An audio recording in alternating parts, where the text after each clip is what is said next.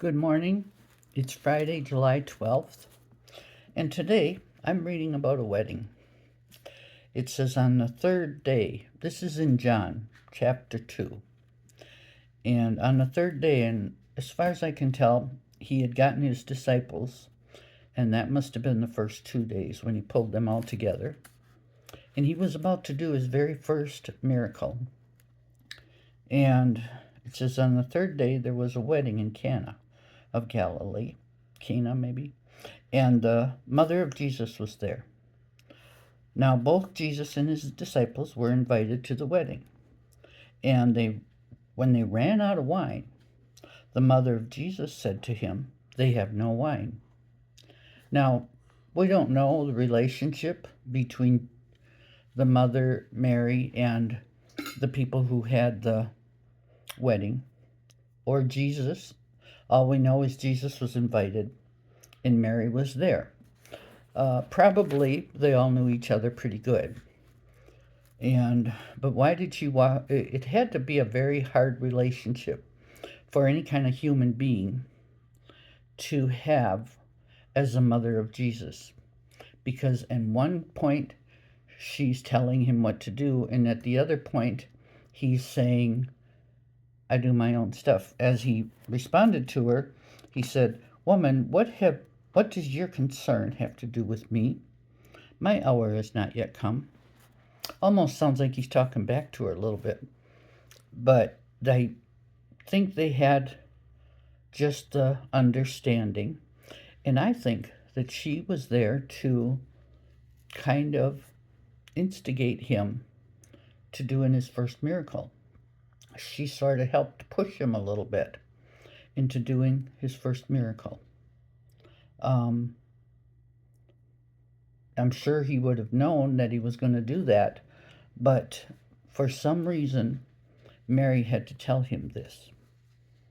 And so, anyway, instead of answering him back after he said, "My hour is not yet come," she said to the servants, "Whatever he does, whatever he says to you, do it." And so there was a set of 6 large water pots of stone, and according to the manner of purification of the Jews, they were containing 20 to 30 gallons apiece.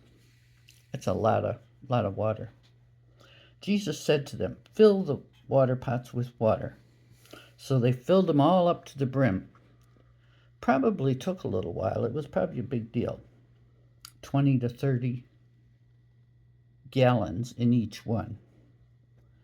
And then he said, "Now draw some out and take it to the master of the feast." We don't know who that is. He's not mentioned. And when the master of the feast tasted it, the water had been made into wine. He didn't know where it came from.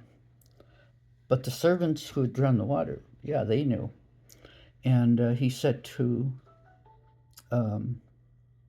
he called the bridegroom, and he said, "How come everybody is supposed to set out the good wine at the beginning, and yet after they've all well drunk, now you bring out the good wine?" He didn't know that Jesus had made that, so must have been pretty good wine. And that was actually the first miracle. That's when the disciples started to believe that he was the Christ, because they saw that with their own eyes. And the only reason they saw it is because Mary told Jesus they have no wine. She didn't tell him what to do or how to do it. She just said, "They have no wine," and then she got backed out and got out of the picture. So we think the chapter is about the miracle of wine, miracle of water turning into wine, Jesus doing this, and it is. But it's also a relationship between Mary and Jesus and how they began trying to work together to serve God. It's the relationship of Jesus with his disciples, and he's proving to someone he doesn't even talk to the master of the wedding. He just takes care of it, gets it done, and goes on his way. So it's kind of an interesting story, and it also gives us something to think about. What is our relationship with Jesus? and what is our relationship with our family members, and you know how it doesn't exactly tell how to have a relationship, but it does say Mary and Jesus's relationship was very different than anybody else's and very special, and she had to learn he's God.